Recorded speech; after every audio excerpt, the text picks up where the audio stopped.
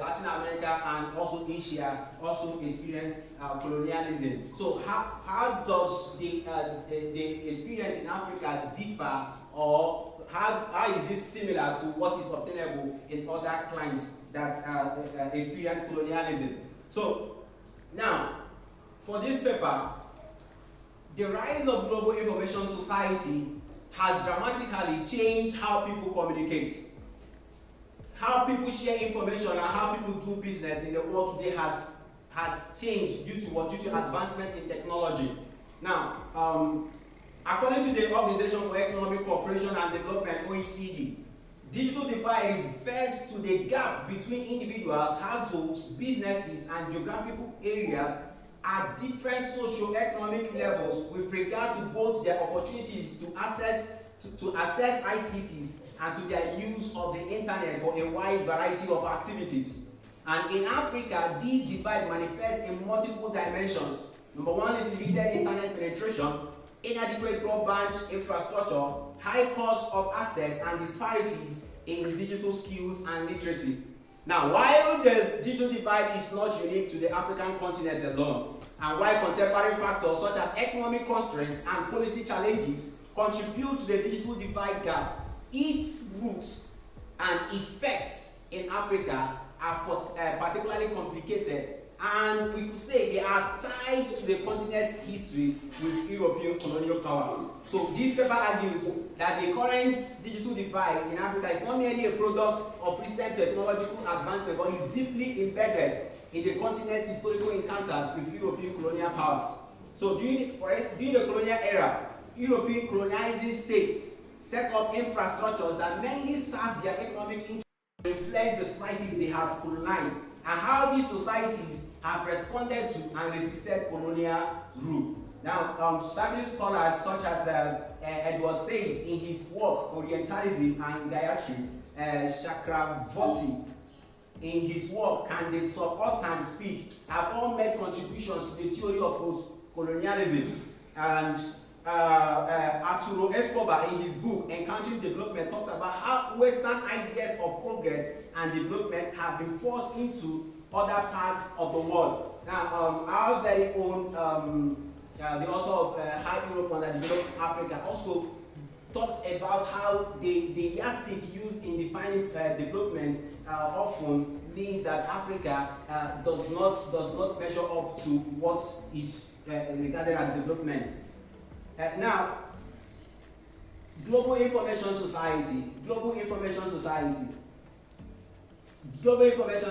concept of global information society revolves around the idea that advancements in information technology have the potential to significantly impact various aspects of society, and it suggests that the increasing use and reliance of information and communication technologies will shape economic, social, and cultural structures.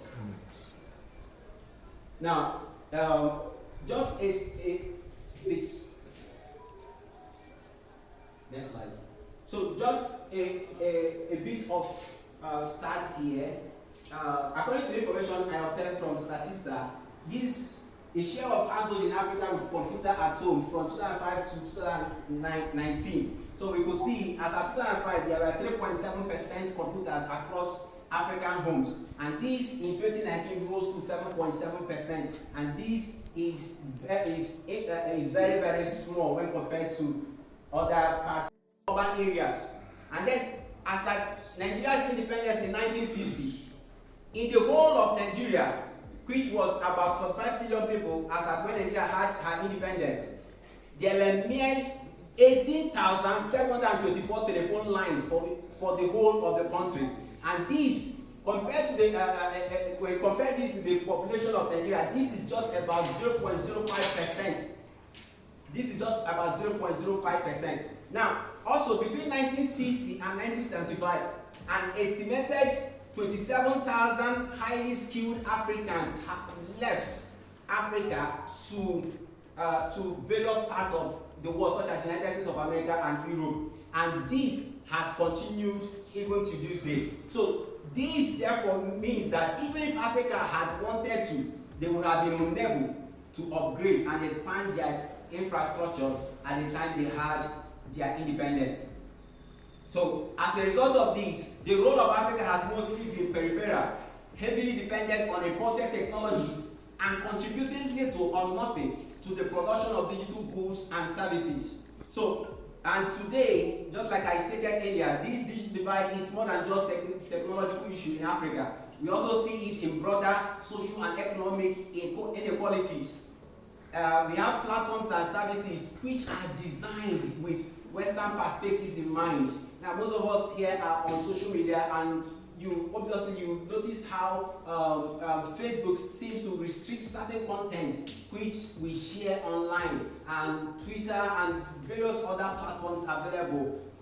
Due to these platforms are designed with Western perspectives in mind. So this has led to a new form of colonialism, which is called digital colonialism. Now, in the course of my discussion this morning, the internet penetration rate in Africa was at 37%, while in Europe it was at 91%, and then in Asia it was at 66%. So these are some of the things that affect the participation of Africa in the global information society. Now, like I said earlier, digital colonialism. Now, it just refers to, according to Michael West, it refers to the structural domination exercised through centralized ownership and control of the core pillars of the digital ecosystem, that is the software, hardware, and network connectivity by foreign powers, primarily led by the United States.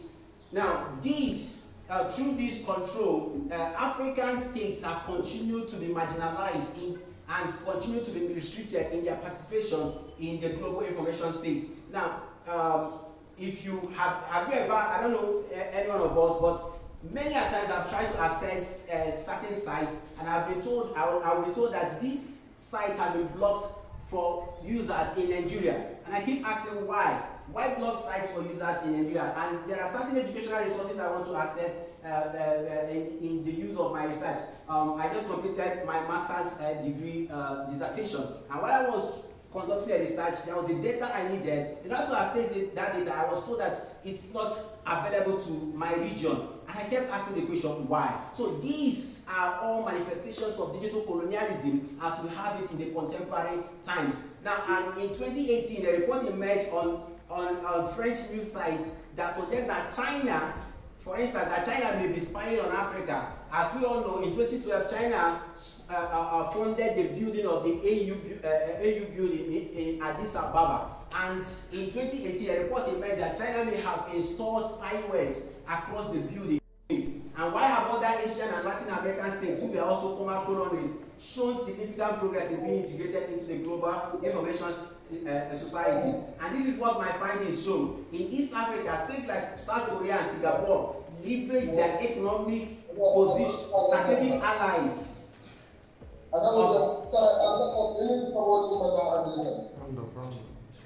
They leverage their allies, which they had their partnership which they had with Western states during the age of the colonial period, during the age of the Cold War. They leveraged that to industrialize, and then Latin America, due to their longer history of independence, have had time to develop their technology way before the advent of the digital age.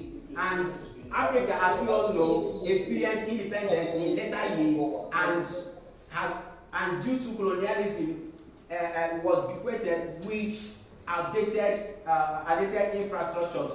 However, I want to also put out that Africa is not innocent. Africa and Africans are not all innocent in all of these. Africa has continued to play a peripheral role in the perpetuation of the digital divide, with their high dependence on imports, and also their low production or low participation in the knowledge economy. There is low rate of research and development, of investment in research and development around this part of the world. Then, in terms of policies and regulations, most African states have no policies in place to ensure that they compete favorably. And then, continually, Africans are every day moving from Africa to the rest of the world. Now, this poses a challenge. This kind of poses a challenge in this conflict. To achieve digital self-determination, there is an urgent need for a comprehensive approach in this direction. Now, this may involve looking at the historical and economic factors and promoting policies that support local content creation, digital literacy, and infrastructure development. Thank you.